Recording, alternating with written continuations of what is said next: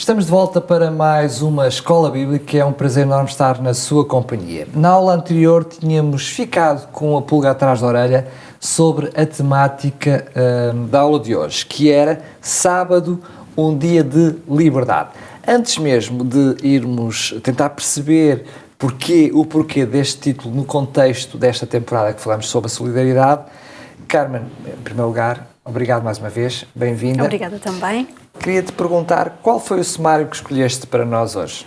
Deus criou o sábado e ofereceu à humanidade com dois propósitos muito específicos. O primeiro, ele queria estabelecer um memorial desta criação, que já falámos anteriormente, e também da redenção, um tema que abordaremos mais no final, e que o sábado fosse ainda promotor de benefícios práticos. O estudo desta semana vai ajudar-nos a explorar estas duas dimensões e vamos compreender como é que o sábado nos ajuda a estudar esta temática. Muito bem. Como base, como pilar para a aula de hoje, temos, como sempre, um versículo bíblico, e o versículo de hoje encontramos em Marcos, no capítulo 2, no versículo 27, e diz o seguinte: E disse-lhes, o sábado foi feito por causa do homem, e não o homem por causa do sábado.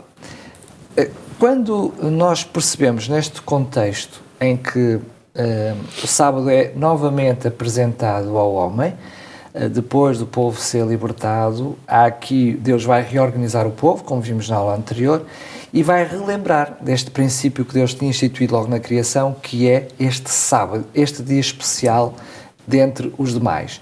Mas ao mesmo tempo nos está a dizer que se há um sábado de descanso, significa que os 7 dias da semana não são todos iguais e que os outros dias não são dias de ociosidade. E por outro lado, que esta noção deste sábado encerra em si mesmo muitas lições para nós no dia de hoje, não é? É verdade, Tó.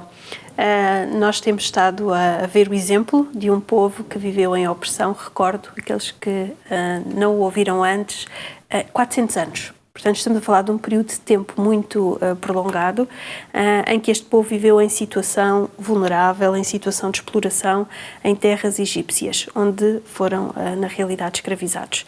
Assim, não é difícil de deduzir que a mentalidade que este povo trazia era a mentalidade de sobrevivência, ou seja, garantir o dia de amanhã. Quando nós vivemos em dificuldade, este é o nosso grande objetivo, viver o dia da manhã com as melhores condições possíveis. E esta era a mentalidade única que este povo trazia. Portanto, estamos num período em que Deus está a preparar o seu povo escolhido para viver na sociedade, no mundo melhor, que vimos na lição anterior, e Deus lhe está a dar várias instruções. E o sábado aparece não só como dia de descanso, como referias há pouco, mas também como promotor das tais práticas e das tais recomendações. O povo tinha chegado ao deserto, estavam no deserto sim, tinham percorrido 2 meses e meio desde a libertação do Egito, portanto ainda era algo muito recente, que estava muito marcado na mentalidade deste povo, e eles estavam muito lamuriosos, porque julgavam que, chegados ao deserto, estariam perante uma terra pouco fértil e uma terra que não seria capaz de lhes dar o mantimento. E neste contexto de lamúria, Deus, através de Moisés, vai enviar respostas e ele toma uma medida extraordinária e miraculosa, que na realidade nós precisamos de fé para aceitá-la e para compreendê-la como verídica, que é: Deus faz chover pão do céu. Isto parece algo estranho, mas tem que ser entendido neste contexto dos milagres que Deus opera em benefício do seu povo. E este pão do céu, nada mais, nada menos, era do que o mantimento, o sustento nesta terra que se julgava infértil. Mais comumente conhecido como maná, não é? Exatamente. E, portanto, para além do sustento físico, Deus tinha vários intentos ao fazer chover este pão do céu. Primeiro, Deus não desejava um povo preguiçoso. Deus enviava, mas o povo tinha que recolher este maná para o seu sustento. Deus desejava também que eles dominassem o egoísmo, porque eles estavam habituados à sobrevivência, ou seja, a pensarem em si, e colocassem em prática a partilha. Era-lhes recomendado que eles apenas recolhessem a porção necessária para si, para as suas famílias, e que deixassem o demais para os outros poderem recolher também. Estritamente necessário. Não é? Exatamente. Não vale a pena nós estarmos a amealhar ou estarmos a juntar nos celeiros, até como há um conhecido episódio na Bíblia, se depois não vamos dar uso. Muitas vezes até acaba por se estragar. E então Deus queria que o povo tivesse esta noção de que nós necessitamos apenas daquilo que é o suficiente para o nosso bem-estar e que devemos deixar o restante para aqueles que têm menos. Até porque ele acabaria mesmo por se estragar, não é? Exatamente. Por outro lado, Deus desejava que todos tivessem as mesmas oportunidades. Ou seja, Ele não fazia chover mais maná numa família e perto da outra menos. Portanto, o maná era derramado e todos tinham as mesmas oportunidades para recolher as porções que fizessem com que não tivessem falta de mantimento. E, por outro lado, Deus desejava que eles desenvolvessem a confiança nele. Eles estavam dependentes de Deus para o seu mantimento. Para além de não recolherem só aquilo que era o suficiente, há um aspecto muito importante que vamos tocar, que é o aspecto do sábado. Ou seja, no dia do sábado não havia chuva de pão. E, portanto, eles tinham que confiar que a porção que Deus lhe enviava na sexta-feira, que era uma porção dobrada, seria o suficiente para o sábado. E que no sábado, só por ser um dia de descanso, eles não iriam passar privações. E curiosamente, desculpa ter interrompido, vais dizer o que eu ia dizer a seguir. Era o único dia em que o maná não se estragava, não é? Porque eram na realidade os desígnios de Deus. Portanto, era Deus que enviava esta bênção, era Deus o mantedor desta bênção e, portanto, não se estragava para que eles pudessem utilizar na sexta-feira.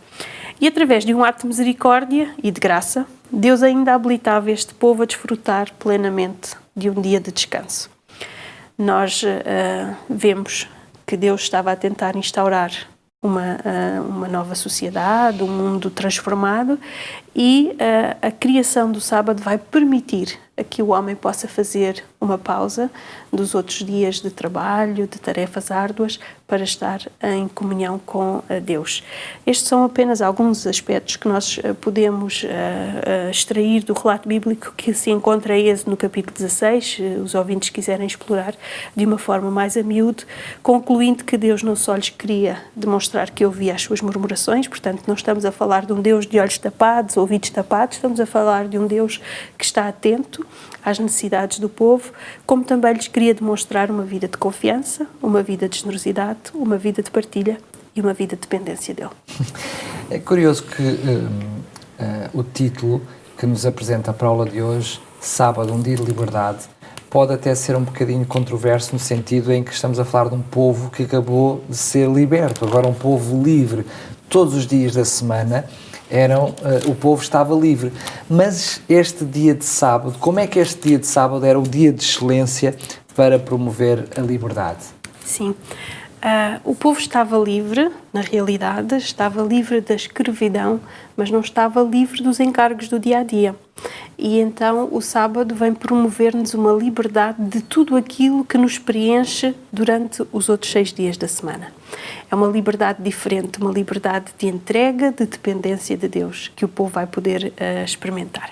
Eu gostaria que nós pudéssemos ir a Êxodo 20, os versículos 8 a 10, onde encontramos assim: lembra-te do dia de sábado para o santificar. 6 dias trabalharás e farás toda a tua obra, mas o 7º dia é o sábado do Senhor teu Deus. Não farás nenhum trabalho. Eu vou parar por aqui, o verso continua, vamos explorar mais à frente, mas encontramos aqui as noções claras de que este é o dia de descanso promovido por Deus. O sábado só se pode tornar um pequeno santuário no deserto deste mundo, em que é possível estar livre das preocupações terrenas, como falávamos agora, e entrar, por assim dizer, na alegria do céu. É esta a liberdade que Deus nos promete, a liberdade dos fardos. Ao libertarmos a nossa mente das preocupações cotidianas, isto é extraordinário. Posso confidenciar contigo que sou guardadora do sábado há 34 anos e ultimamente, sobretudo desde que me tornei estudante na faculdade e trabalhadora, o sábado é uma bênção tremenda que nos permite, na realidade, fazer esta pausa. Há momentos em que eu consigo sentir esta alegria do céu, em que, apesar das preocupações, que às vezes são muitas pelas responsabilidades profissionais que tenho, consigo desligar completamente. Isto é uma liberdade tremenda, que eu convido todos aqueles que nunca experimentaram a poderem viver. Até para refazer energias, não é? Exatamente. E, portanto, ao libertarmos a nossa mente das preocupações cotidianas, qual deve ser a nossa intenção. Deus não quer que nós fiquemos de papo ao ar, como se costuma dizer. Ele quer que nós libertemos a nossa mente para estar disponíveis. Disponíveis para quê? Para estar em comunhão com Ele e para servir o próximo. Aqui entra a noção de responsabilidade social, do evangelho social que temos vindo a abordar. Então Deus usa o sábado também como um dia específico, em que, mais do que nos outros dias, nós devemos dedicar-nos àqueles que estão ao nosso redor, às suas dificuldades, a satisfazer as suas necessidades.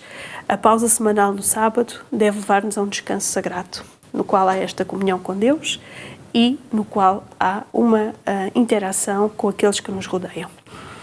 Há ainda uma outra noção na Bíblia que nós costumamos usar quando queremos falar desta questão da liberdade. É um versículo bastante conhecido, em João capítulo 14, verso 6, em que Deus diz: Deus é o caminho, a verdade e a vida. E a verdade que Deus encerra, ela concede-nos liberdade. Esta verdade é o amor, esta verdade é a experiência de Deus em nós e é esta verdade que nos liberta. Por outro lado, o sábado também nos concede libertação ao promover a igualdade entre todos os seres humanos. Ou seja, ao sábado não há patrões nem empregados. Ao sábado somos todos iguais. Estamos todos perante Deus, como filhos de Deus, nesta condição, se assim aceitarmos, para desfrutar de um dia em pleno, em que todos temos os mesmos direitos. Que excelência, né? Todos aqueles que têm o privilégio ainda de poder viver o sábado como Deus o planeou. É verdade. Mas permite-me, Carmen, pedir que possas ser mais enfática na questão, porque tu já mencionaste a questão deste evangelho social, que sábado também foi feito para este evangelho social, mas na prática, o que é que isto significa? Na realidade, muitas das pessoas que queriam ofender ou que queriam achar erro em Jesus usavam esta questão do sábado para o provocar. Por causa dos milagres que ele fazia ao sábado. Por causa dos milagres. E é aqui que nós vamos entrar. Quando nós lemos os versículos que eu há pouco falava, no capítulo 20 de Êxodo, diz que nós não devemos executar nenhum trabalho, mas não estão incluídos os atos de misericórdia ou o trabalho que seja essencial à preservação da vida e da saúde que não possa ser realizado no outro dia. E eu gostava de fazer alusão, não vamos poder ler, mas fazer alusão a 2 episódios. O primeiro encontra-se em Mateus, no capítulo 12, dos versos 1 a 14, onde é narrado um episódio em que Jesus, que no título deste capítulo é conhecido como o Senhor do Sábado, cura um homem que tinha uma mão ressequida. E somos confrontados com a indignação dos fariseus. É lícito curar aos sábados? E a resposta de Jesus é taxativa. É lícito, nos sábados, fazer o bem. Portanto, foram vários os exemplos em que, confrontado com alguém que estava em necessidade de cura ou necessidade física, Deus operou o bem aos sábados. Portanto, não se apartava de alguém em necessidade só por ser sábado. Ele operava o bem quando este era necessário. Temos um outro episódio em Marcos, no capítulo 2, versículos 23 a 28. É também um episódio conhecido. Fala-nos que os discípulos estavam a passar por uma seara e colheram espigas num dia de sábado. Mais uma vez, os indignados fariseus colocam a mesma questão. Porque fazem o que não é lícito aos sábados? E a resposta vem em tom de pergunta. Nunca leste o que Davi fez quando se viu em necessidade e teve fome, ele e os seus companheiros? Então, o que é que Davi fez? Ele, na altura, ele e os seus companheiros estavam com fome e o único alimento que estava ao seu dispor era o pão sagrado. E não havendo outro, foi aquele pão que na realidade eles tomaram para mitigar a sua fome. Nós vemos então através destes 2 exemplos que o sábado serve o evangelho social através da cura dos doentes e através do saciar a fome aos famintos.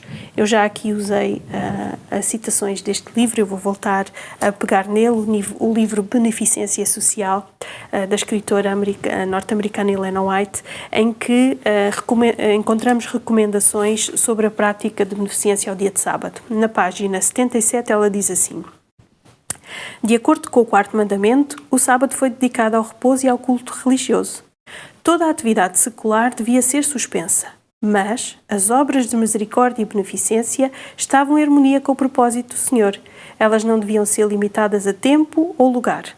aliviar os aflitos, confortar os tristes, é um trabalho de amor que faz honrar o dia de Deus. Temos aqui a resposta de que, na realidade, o dia de sábado serve para nos aproximar não só de Deus, mas para servir todos aqueles que estão ao nosso redor. É verdade que tu, na fase inicial da aula de hoje, contaste o episódio do maná e percebemos que o sábado já tinha uma implicação na sexta-feira, ou seja, a sexta-feira já era um dia diferente porque o dia a seguir era o sábado. Já caía maná no dobro, tinham que apanhar no dobro, ou seja, o dia de sexta-feira era diferente porque o sábado era diferente. Mas que implicações é que tem os outros dias da semana? Já vimos que a sexta-feira tem uma implicação direta, mas que implicação tem os outros dias da semana pelo facto de existir o sábado? Nós, ao estudarmos esta temática, compreendemos que os princípios e os padrões da guarda do sábado deveriam estar intimamente ligados à estrutura da nova sociedade que Deus tinha planeado para a nação israelita e que queria implementar. A guarda contemporânea deste dia sagrado deve incutir em nós uma disciplina espiritual que transforma a nossa forma de estar nos restantes 6 dias da semana. A dependência e a comunhão com Deus deveriam pautar-se cada dia, sendo aplicada à nossa experiência pessoal aquilo que vem registado em Mateus 6:33, é muito conhecido: buscai em primeiro lugar o reino e a sua justiça e todas as demais coisas vos serão acrescentadas. Portanto, ao buscarmos a comunhão com Deus, ao separarmos um dia, temos a certeza de que, ao recarregar baterias, ao buscar inspiração na fonte, todas as outras coisas nos serão, na realidade, acrescentadas. E nós podemos questionar-nos de uma forma muito franca. Afinal de contas, se nós formos avarentos, se nós formos egoístas, indiferentes de domingo a sexta-feira, que diferença é que faz? Ou que importância é que isso tem na realidade de sermos bons no dia de sábado? Aquilo que nós somos no sábado deveria ser o nosso código de conduta para todos os restantes dias. Ou seja, os bons pensamentos que desenvolvemos nesse dia, as boas práticas que tentamos desenvolver, em especial no sábado, deviam ser a regra e não a exceção. Muito bem. O que não quer dizer que no sábado não seja um dia diferente, que nós temos uma preocupação diferente. Vamos chegar ao final da nossa aula de hoje. É verdade que ela foi muito prática. Estes assuntos, tens-nos trazido sempre estes assuntos já de uma forma muito prática. Cada um, pelo menos, penso eu, aqueles que nos estão a ver e a ouvir, certamente se revêem a si mesmo e veem como é que na sua vida fazem disto prática, mas mesmo assim eu atrevo-me a pedir-te para tu fazeres aqui, no Aprende Fazendo, uma aplicação prática para nós. Muito bem. Eu queria então relembrar e desafiar todos aqueles que nos escutam e veem a fazerem do sábado este dia de refrigério e de alívio. E se nós nos outros dias não temos tanta disponibilidade, não estamos tão livres para podermos fazer o bem, então usemos o sábado, depois da nossa comunhão, depois de recebermos inspiração, depois de estarmos conectados com a fonte de misericórdia, possamos estabelecer estes planos de misericórdia e de beneficência àqueles que estão ao nosso redor. Muito bem, obrigado mais uma vez, Carmen. Para si que está desse lado e que nos escuta através da Rádio RCS ou nos vê no Facebook, novotempo.pt, quero lhe dizer que na próxima semana vamos olhar para 2 livros em particular na Bíblia. Depois de termos analisado, e vamos certamente continuar a analisar aquilo que é os ensinos de Jesus, os Evangelhos são por excelência precisamente essa noção de amor e de misericórdia, pelo exemplo máximo que é Jesus, mas vamos ter 2 livros, também eles bastante diretos e incisivos, para nos ajudar a entender esta noção de misericórdia e justiça. São eles então o livro de Salmos e Provérbios. Desde já está convidada para estar connosco na próxima aula. Foi um prazer estar na sua companhia. Até lá, se Deus quiser.